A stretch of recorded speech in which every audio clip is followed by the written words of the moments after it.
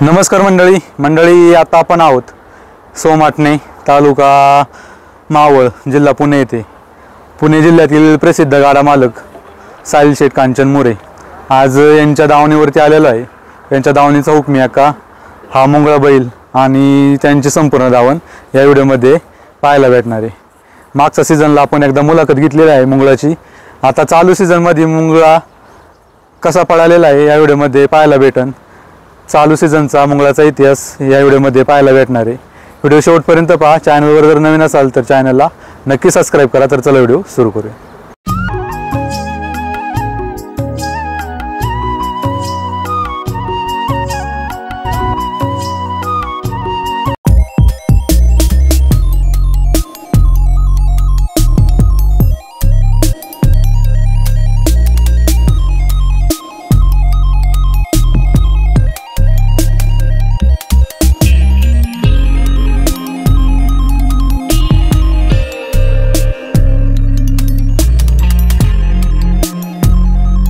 दादा नमस्कार। नमस्कार।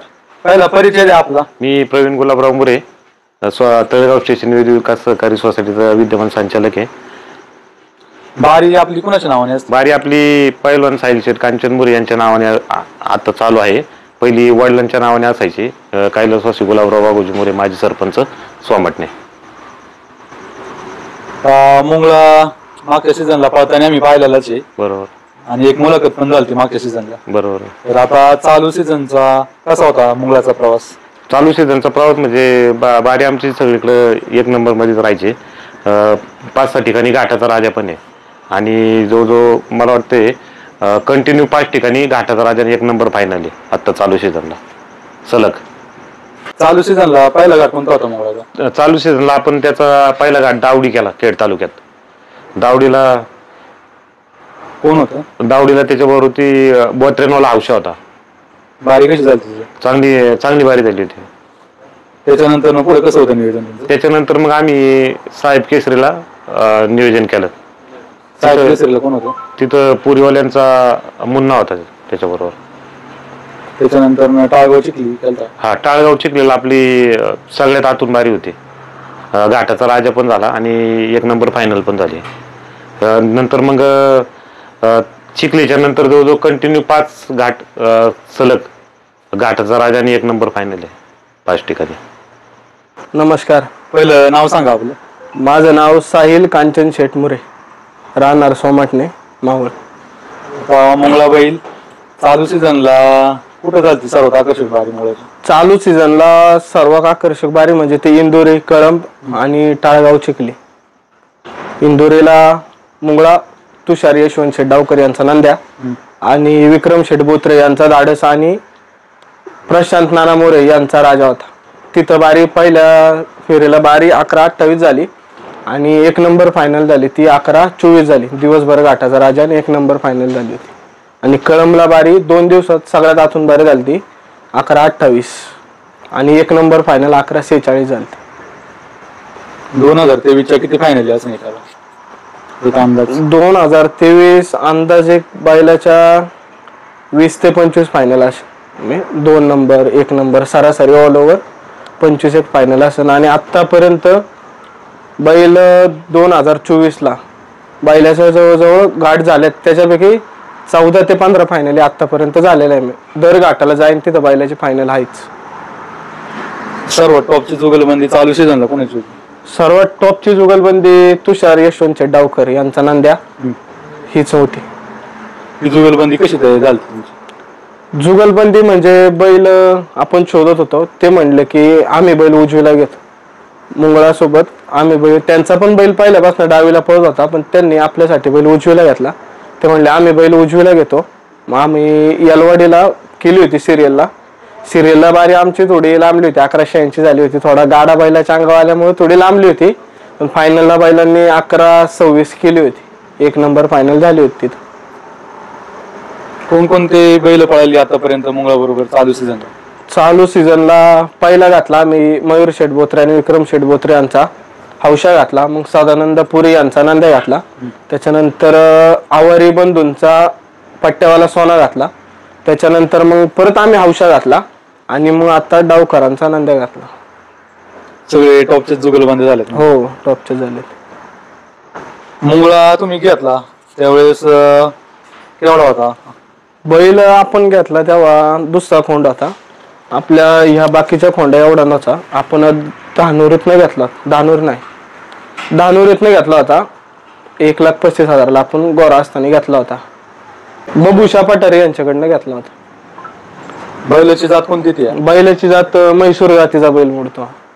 आता अंदाजे किती वय असं बैलाचं? बैलाचं कम्प्लीट वय 8 ते 8.5 वर्ष वय.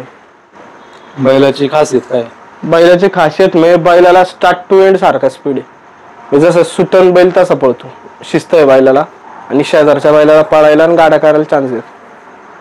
कसं असतं गाठात गेलो झुपण्याचं नियोजन कसं असतं? झुपण्याचं नियोजन आमचे सगळे मामाच आहे. मी त्यांना मामाच म्हणतो. आमचे वैभव शेठ ठाकूर उर्फ चिक्या, मी त्यांना मामाच म्हणतो. ते बैल झुपतात. परत आमचे गावचे सरपंच ते असतात.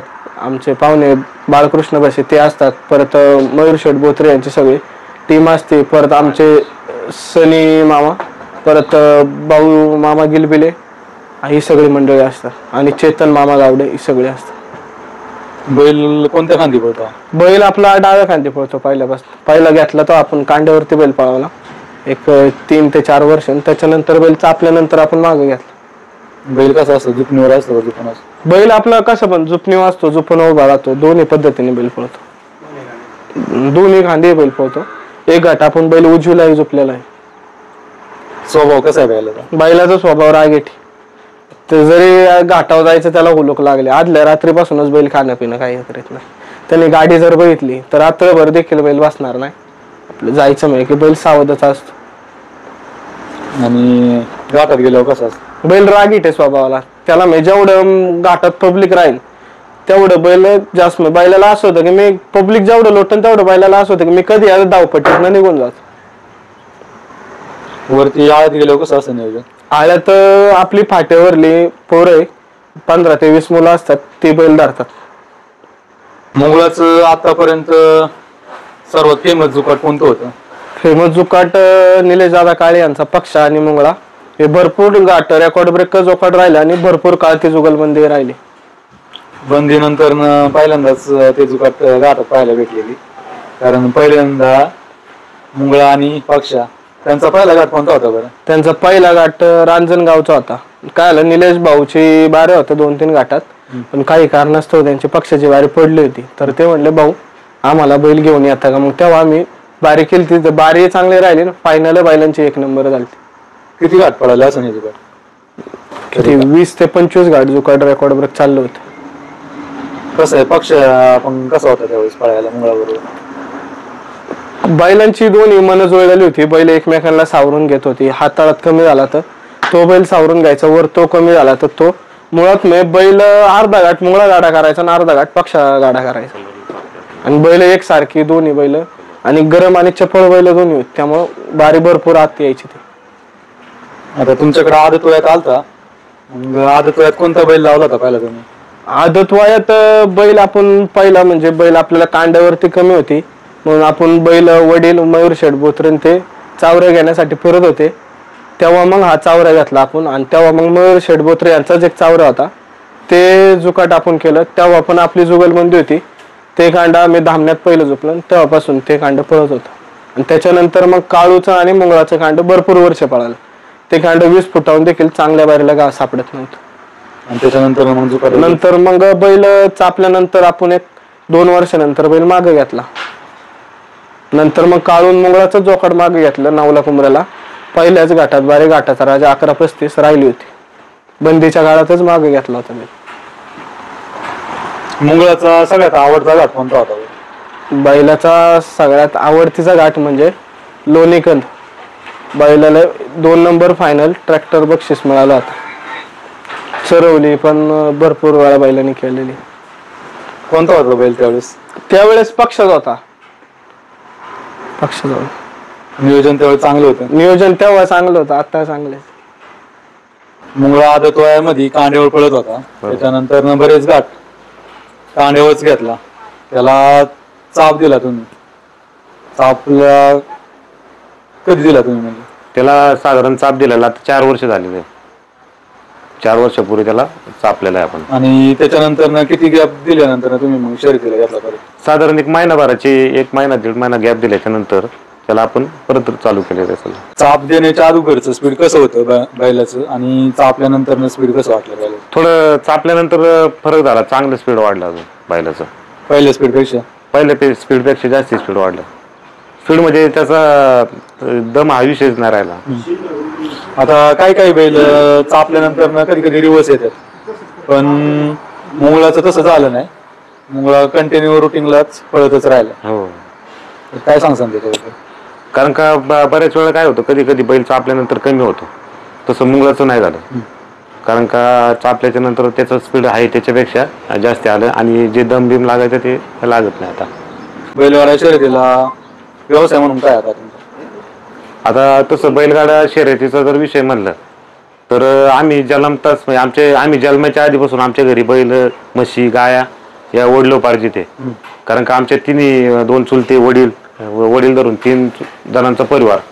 तर तिन्ही भावांना शेतीची पहिल्यापासून आवड होती आणि साधारण 18 वर्षापूर्वी आम्ही बैलगाडा क्षेत्रात उतरलो. ज्यावेळेस वडील आमचे या गावचे सरपंच झाले तेव्हापासून आम्ही बैलगाडा केला. तर बागायत पहिल्यापासून जोरात असल्यामुळं एवढं बागायत क्षेत्र बंधुराज कामाला आहे, वडील कामाला होते, त्याच्यामुळं आपलं एक हाऊस म्हणून एक कुस्ती क्षेत्र आणि बैलगाडा क्षेत्र ही आमची घराची पहिल्यापासून परंपरा आहे. कारण का आमच्या घरी म्हणजे ज्यावेळेस वडील चुलते होते आमचं दरवर्षी कोल्हापूरला एक पोरगा कायम असायचा, थोरल्या चुलत्याचा असायचा. म्हणजे एक मुलगा दरवर्षी कोल्हापूरला, म्हणजे असं एक पण नाही की बाबा त्यांनी कोल्हापूर कुस्त्यांचं म्हणजे हे केलंच पाहिजे असं. आता किती दावणीला गाय वगैरे? आता दावणीला बघा 2 म्हशी आमच्या कंटिन्यू असतात. दरवर्षी मी 10व्या महिन्यात 2 म्हशी घरी दूध खायला असतात आणि 3 गाय आता आहेत. 3 गाय 2 म्हशी अशी 5 जनावर आहेत. गाय कसल्या आहे गावरान? गाय म्हणजे आपल्याला ती जर्सी गाय डोक्यातच बसत नाही आणि लाल गाय त्या दूध व्यवस्थित देत नाही. शक्यतो आता माझ्याकडं थारपारकर म्हणून एक आहे हेडी आणि 2 गावरान गाय आहेत, ओरिजिनल गावरान गाय आहेत 2, आणि त्या पण घरच्या आहेत की असं विकत आणलेलं नाही. घरच्या गायांची वासरं म्हणजे कालवडी झालेलं त्याच गाय आहे. 4थी आता कालवड पुढल्या वर्षी येईल. असे 4 गाय आहेत आमच्याकडे आता.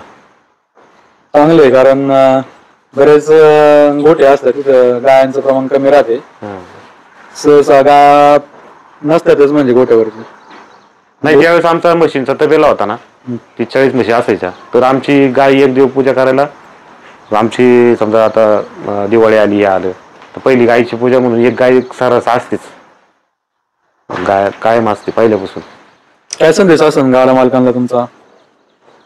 बाबा गाडा मालकांना आता काय आलंय, पॉईंट मध्ये घाट आल्यामुळे काय आले, सगळी टॉपची बैल लागतात. पूर्वी कसं असायचं 12.20 सगळे गाडी 1 नंबर मध्ये पकडले जायचे. कालांतराने आणि पूर्वी काय व्हायचं, जी बैलगाडीला 4 बैल पळतात, शेतकरी काय करायचं त्यातली 2 बैल छकडीला पळवायचा. बरं सीझन संपला की पूर्वी काय व्हायचं, अक्षय तृतीयेच्या आधी सीझन संपायचा, मग बाकीचे शेतीच्या कामाला तीच बैल वापरायचे. पण आता पॉईंट मध्ये घाट आल्यामुळे काय आले, बैल पावरचीच लागतात. कारण का आता मला वाटत नाही की फायनलची बैल आता कोणतं बैल आवताला चालतोय आणि मग फायनल लावतोय, असं कदाचित मला तर वाटत नाही असेल म्हणून. तसं पूर्वी काय व्हायचं, 30 बैलांवरती शेती, त्याच बैलांवरती शोक आणि त्याच बैलांवरती पेरण्या सगळं अशी कामं व्हायची, चकडी बिकडी सगळं म्हणजे का. आता जर पाहिलं मुंगळा मागच्या सीझनला खूप पळत होता, पण त्यापेक्षा पण आता चालू सीझनला आम्हाला घाटामध्ये मुंगळाचं स्पीड जास्त पाहायला भेटले. तर मुंगळाला नक्की आहारामध्ये काय देता तुम्ही? आहार म्हणजे त्याचा आहार असा विशेष काय नाहीये, जो आपल्या इतर जनावरांना आहे तोच आहे. फक्त इतर जनावरांना समजा गिन्नी घास जास्त असेल तर आपण बैलाला कडबा, परत मार्वेल घास, भुईमुगाचा पाला असं त्याला आहार आहे. आणि आंबोन जर माणसाल तुम्ही तर हिंद केसरी मिश्र खाद्य हे साधारण त्याला रतिबा टाईप 2 टाइम आहे. हिंद केसरी मिश्र खाद्य किती दिवसापासून चालू केलं तुम्ही? आता कमीत कमी मला वाटतं 7-8 महिने आला असेल, 7-8 नाही जास्त आला असेल, 1 वर्ष आला असेल तेच खाद्य चालू आहे. वर्ष झालं? हा. कसा रिझल्ट भेटला बैलाला त्या खाद्याचा? त्या खाद्याचा रिझल्ट असा आहे की बैल रेस वाटत नाही. म्हणजे आपण मशीनला कसं सरकी देतो ते सरकीने म्हैस सुमच ना की नुसतं तुमच्या आहारात पण फरक आहे ना की बैलाला टवटवी राहिली पाहिजे, धुंदी नाही आली पाहिजे. मिश्र खाद्य चांगलं आहे की आपण जसं जिम लावतो, जिम कशासाठी लावतो की तब्येत कुठं बदल नाही आली पाहिजे, तुमची शेपमध्ये राहिली पाहिजे. अशा प्रकारचं मिश्र खाद्यामुळे बैल आमचा व्यवस्थित आहे. म्हणजे साधारण दिवसात किती वेळा देतात ते खाद्य? 2 टाइम, सकाळी आणि संध्याकाळी. केसरी खाद्य तुम्ही देताय, बरोबर. ह्या खाद्यात काय विशेष आहे असं? आता साधारण 1 वर्ष आलं ते हिंद केसरी मिश्र खाद्य आपण बैलाला देतोय. तर या खाद्यामध्ये ना आपण ज्यावेळेस कच्चं अन्न देतो त्यावेळेस आपल्याला पचवणं जड असतं. तर या खाद्यामध्ये मका झालं, तुमचे उडीद डाळ झालं, सातू झालं, गहू झालं, हे जे अन्न आहे हे शिजवून ते मिश्र खाद्यामध्ये वापरलं जातं. त्याच्यामुळे ते बैलाला पचवण्यासाठी सोपं पडतं. आणि विशेष म्हणजे की ह्या जे कंपनी आहे ह्या कंपनीने आपल्या याच्या बैलावरती सर्वे केला, हे आपण खाद्य चालू केल्यापासून काय फरक आहे. मग ते सर्वेमध्ये त्यांचा तो रिझल्ट आल्यामुळे त्यांनी आपल्या बैलांचे फोटो देखील ह्या बॅगवरती दिलेले आहेत. जसं की एखादी कंपनीचं मशीन नवीन मार्केटमध्ये आलं तर ते मार्केटमध्ये पहिलं समजा आता जुनं नवीन JCB एखादा मार्केटमध्ये आला तर ते जुन्या JCB वाल्यांना ते वापरायला देतात, 15 दिवस सर्वे करा तुम्ही.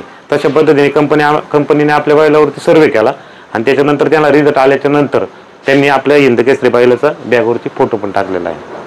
मोकळ्या वेळामध्ये तुम्ही बैलांचा व्यायाम कसा घेता? समजा आता बरेच दिवस घाटाला जर गॅप असली तर आपलं खाली क्षेत्र आहे चालवीत वगैरे नेतात मधून नाही का, 4-5 दिवसातून सतत देतात. पुणे वगैरे घालता? पोनी घालायला ऍक्च्युली पाहिजे, पण बैल पोनी घालायच्या कामाचं नाही. कारण का नदीला सगळ्या दगडी बिगडी येत नाही का, तो न्यायची आमची डेअरिंगच नाही होत नदीला. नियोजन कोण करतं एवढं सगळं बैलांचं? आता बैलांचं जर घाटात जर जायचं म्हणलं तर आता काय आले, घाट लवकर चालू होतात त्याच्यामुळं फक्त बैल भरायचंच पेंडिंग असतं. आदल्या दिवशीच पिकअप येते. आमच्या गावातला ग्रामपंचायत सदस्य सचिन गायकवाड, एक आदेश बोडके म्हणून आहे, आदेश बोडके, अभिषेडे, पुतणे, साहिल मुरे, परत असत गावातली काही मुलं.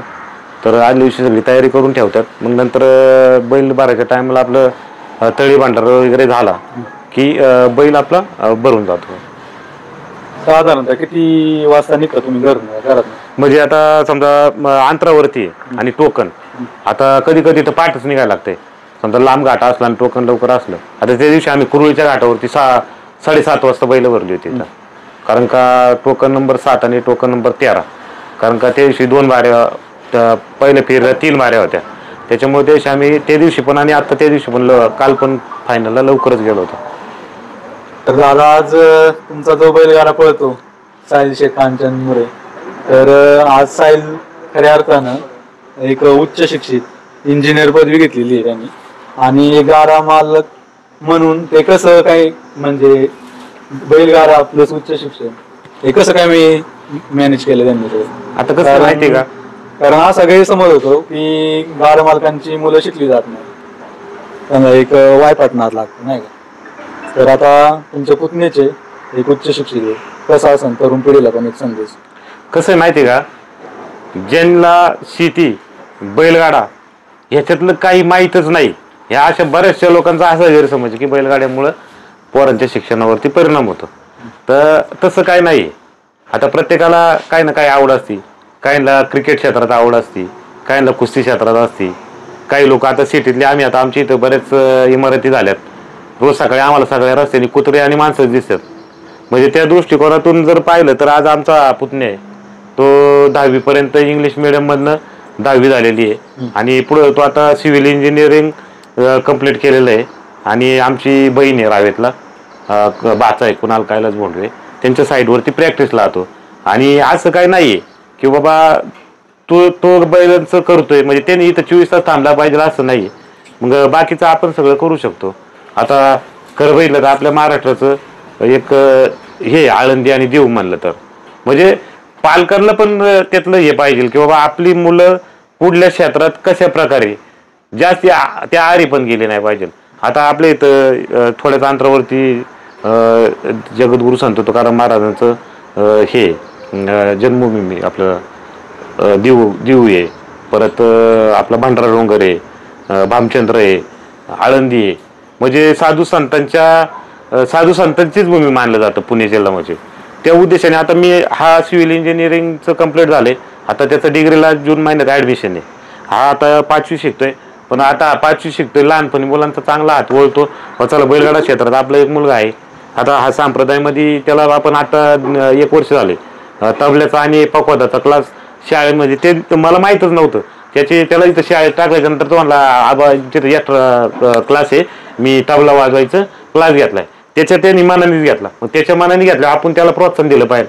मग मी काय केलं, जर शाळेत क्लास आहे प्लस इथं आमच्या गावामध्ये एक जण आहे कोकाटे महाराज म्हणून, त्यांच्याकडे त्याला क्लास लावलाय. बाबा त्याचं आता लहानपणी तो तयार होऊन जाईल. लहानपणी तयार झाला, मोठ्यापणी तो आपल्या गावचं नाव असेल, आपल्या तालुक्याचं नाव असेल, तो कशा तरी माध्यमातून आलं पाहिजे. माणूस प्रख्यात झाल्याशिवाय त्याला किंमत पण नाही. आता मी स्वतः माझ्यावरनं बघतोय. म्हणजे मी आता विनामूल्य माईकवरती निवेदकाचं काम करतो. तर मग आपलं असं मी साधारण कधीच कुणाकडून पैसे घेत नाही. 2 वेळा मला जबरदस्तीने पैसे दिले. मी भंडारा डोंगरावरती 1 पावती केली, 1 पावती आमच्या चावरदेवीच्या डोंगरावरती दिली. तरुण पिढीला माझं सांगणं आहे की बाबा, आपला छंद आपण जोपासत असताना, तुमचं सांप्रदाय क्षेत्र असो, बैलगाडा क्षेत्र असो किंवा कुस्ती क्षेत्र असो, हे क्षेत्र सांभाळत असताना आपला मित्रपरिवार देखील वाढतो. हा मित्रपरिवार असेल, हे छंद जोपासता आपण शिक्षणाकडे पण लक्ष दिलं पाहिजे. कारण का, शिक्षण आहे तर सगळं आहे. म्हणून नवीन पिढीला संदेश आहे की बाबा, आपला छंद जोपासता आपण शिक्षणाकडे कम्प्लीट लक्ष दिलं पाहिजे. की आपण ज्यावेळेस आपला हा बैलगाड्याचा छंद जोपासत असेल, त्यावेळेस आपण आपला व्यवसाय असेल. कारण का, बैलगाडा क्षेत्र म्हणलं तर पैशाची जास्त गरज असते. आता हे बक्षिसाचं अलीकडच्या काळामध्ये बक्षिसं चांगली मिळायला लागले. पूर्वी आम्हाला भंडाऱ्यापुरतं पैसे पण बक्षिसांना मिळत नसतं. पदरमोड करून आपण बैलगाडा क्षेत्र त्या ठिकाणी जोपासत आलो. आता हे आमचे मेवणे आहेत, बंधुराचे मेवणे संदेश ठाकूर सोळव, यांचा देखील चांगला प्रख्यात बैलगाडा आहे. परंतु आपला कामधंदा रोज सकाळी पहाटे 4ला उठणार, उलटीकडे जाणार, त्यांचा फुलांचा गाळा आहे. सगळं काम उद्योगधंदा जिथल्या तिथं लावून आहे त्या टोकन नंबरला बैल घेऊन तिथं मित्रपरिवाराच्या साथ असती. मित्रपरिवारामुळे आपण तिथं ते पोचत असतात. काय आता दावणीचा थोडक्यात परिचय द्या आम्हाला तुमचा. आता हे आपलं घरच्या गावरून गायचं वासरू आहे. तर ही गाय आपण गावात घेतली होती. तर त्याला हे वासरू ची आठवण म्हणजे असं की ज्यावेळेस आपल्या वडिलांकडे बैल होती, ज्यावेळेस आमचं परिवार विभक्त झाला त्या टायमाला, तर त्या वासराचा कलर त्या बैलासारखा आहे. त्याच्यामुळे त्या बैलाचं नाव आम्ही भारत्या ठेवलेलं आहे. भारत्या नावाचा आमचा बैल होता आणि बैल तो आपला शेवटपर्यंत होता आपल्या घरी. त्याच्यामुळे याचं नाव. नंतर दुसरं एक गायला वासरू झालं ते पलीकडे, त्या वासराचा कलर लाल आहे म्हणून आमच्याकडे भारत्या आणि नंद्या नावाची जोडी होती. म्हणून याचं नाव भारत्या आणि त्या वासराचं नाव नंद्या ठेवलेलं आहे. बैलाची पैदास आहे ही त्या गायला म्हैसूर बैल लावला होता. म्हैसूर प्लस गावरांचं मिक्स पैदास त्याचे. आणि ही म्हाळसा ही आपल्याकडं आलेली साधारण आता 2 वर्ष होईल तिला. आपण खेड तालुक्यात घेतली होती, खेडला. आणि हा मुंगळा, हा तर काय अख्ख्या महाराष्ट्रात प्रख्यातच आहे, काय विशेष नाही.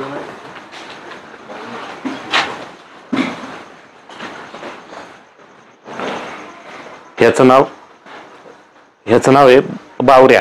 ऍक्च्युली भारतीय याचं नाव ठेवायचं होतं, पण ज्यावेळेस मी साहिलला विचारलं त्यावेळेस तो आणला बैलांची नाव ठेवलेत मानला. आणि नंतर मग 8 दिवसांनी मी ते गाय आणली, त्याला ते वासरू होतं, ते मग त्याचं नाव आम्ही भारतीय ठेवलं. याचं नाव बावरे आहे.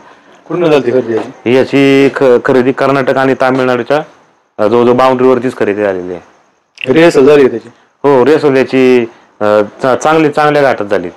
आता त्याशी कुरुळीला पण झाली. 3 राऊंडला बैल पळाला कांड्यावरती. हो, कांड्यावरती. रामकृष्ण टाकळकरांच्या बारीमध्ये होता बैल. 1 नंबर झाली म्हणजे. हो, 11 पॉईंट. पहिली 1180 झाली. पहिली 1178 झाली. नंतर दुसऱ्या फेरीला 1180 झाली. कोणती ती जाते? ही जात म्हैसूर मध्येच येते, थोडी क्रॉस म्हैसूर. हो, क्रॉस म्हैसूर. डायरेक्ट जाऊन घेतला का तिथं? हा, बंधुराज गेले होते, त्यांनी जाऊन दोन्ही वासरांची खरेदी केली. आणि कोणत्या खांदी पळतं? ते वासरू हे डाव्या खांदी पळतं. डाव्या खांदी. हा कांड्यावरती 1 नंबर म्हणजे आतापर्यंत त्याचे फायनल पण झाल्यात. नाणेकरवाडीला त्याची 5 नंबर फायनल आहे, त्याची 4 नंबर फायनल आहे नाणेकरवाडीला. 5 नंबर फायनल. हा याची 5 नंबर आणि त्याची 4 नंबर आहे. आणि कुरुळीत 2 व्हीलर गाडीचा मानकरी आहे आता. याची खरेदी पूर्ण झाली. 2 इंची तिथं कर्नाटकच्या बाउंड्रीवर. काय नाव याचं? याचं नाव सिकंदर आहे. पूर्ण झाली खरेदी? याची कर्नाटकच्या बाउंड्रीवरतीच खरेदी झालेली आहे. आता कोणत्या खांदी पळतो? आता डाव्या खांदी पळतो. कुणाच्या बारीत असतो? उजव्या खांदी असतो. उजव्या खांदी असतो का? हो. कुणाच्या बारीमध्ये असतो? मयूर शेठ बोत्रे, विक्रम शेठ बोत्रे नाही सरपंच येलवाडी, आमचे सावडीचे ते. त्यांच्या वाईला पुढे हा बैल झुपतो आम्ही. काय मुंगळा पुढे झुपला होता? मुंगळा पुढे येलवाडीत झुपलेला आहे. येलवाडीत झुपला. हो. हे दोन्ही एकत्र मध्ये नाही पडले ना अजून? एकत्र मध्ये थोडं आम्हीच धरीत नाही, कारण का काय होतं थोडं बारीला मग धावपळ पण होती जास्त, असं होतं. जात कोणती द्यायची? म्हैसूरच. ह्याची म्हैसूर जाते बेरड मध्ये. बेरड. आणि याच आहे ना एक खासियत अशी आहे की जो ज्या दिवशी आमच्यापाशी आलाय तर त्याच आहे ना जो 99% पावलं सेम मुंगळागत आहे. त्याची पळणी, त्याची उभी राहण्याची पद्धत, त्याचा मुंगळाचा आणि त्याचा बारीकपणीचा फोटो, आणि विशेष म्हणजे आता जसा सेम टू सेम मुंगळा आहे तर त्याच्या आईचा जर फोटो बघितला तर मुंगळा आणि तिच्यात तीळ मात्र फरक नाही, फक्त कलर मध्ये थोडा फरक पडेल. त्या गायचा कलर ह्याच्यासारखा आहे, मुंगळाचा थोडा आता बदल झालाय कलर मध्ये. मुंगळा पहिला बारीकपणी काळा दिसायचा. दावणीला आपला पहिला मुंगळा घेतला, आता तुमच्या दावणीला आता 4 मुंगळे दिसतात. हो. बैलाचा पाय पण चांगला आहे. आणि काही खासियत म्हणजे तुम्ही म्हैसूर जात का निवडली? म्हैसूर जात काय होतं, म्हैसूर जात रागीट राहते आणि मार्की पण असते. आणि तसं पाहिलं ना 99% मार्के बैलाशिवाय पळायला कामच नाही बैलांचं. धन्यवाद, खूप चांगली माहिती दिली दावणीच्या आपल्या. आणि मुंगळा माग अशीच कामगिरी आपल्या चालू 2 वासरांची होईन अशी अपेक्षा आहे. तुम्हाला इथून पुढच्या वाटचालीसाठी शुभेच्छा. धन्यवाद. तुमचं देखील या ठिकाणी मी आमचा पहिलवान साहिल शेठ कांचन मोरे पाटील बैलगाडा संघटनेच्या वतीनं तुम्हाला देखील या ठिकाणी मी मनापासून धन्यवाद देतो. कारण का मी प्रत्येक वेळी म्हणजे आमच्या इथंच मुलाखत नव्हे तर तुमच्या अनेक ठिकाणच्या बऱ्याच मुलाखती मी तुमच्या पाहिलेल्या आहे की जेणेकरून तुम्ही बैलगाडा क्षेत्रामध्ये बैलगाडा मालक असेल, बैलगाडा शौकीन असेल, यांना अत्यंत चांगल्या प्रकारे प्रोत्साहन देण्याचं काम तुम्ही करत असता. कारण का त्या दिवशी मी कुरुळी घाटामध्ये पण बघितलं आणि बरेच म्हणजे अनेक न्यूज चॅनलवाले आहेत, पण बैलगाडा क्षेत्रामध्ये म्हणलं तर शेखर मोहिते म्हणलं तर अत्यंत चांगल्या प्रकारचं नाव तुमचं देखील, तुमच्या तालुक्याचं देखील आणि आपल्या पुणे जिल्ह्याचं देखील तुम्ही या ठिकाणी जोपासण्याचं काम केलंय. तुम्हाला देखील पुढील वाटचालीस आमच्या पहिलवान साहिल शेठ कांचन मोरे पाटील बैलगाडा संघटनेच्या वतीनं मनापासून शुभेच्छा.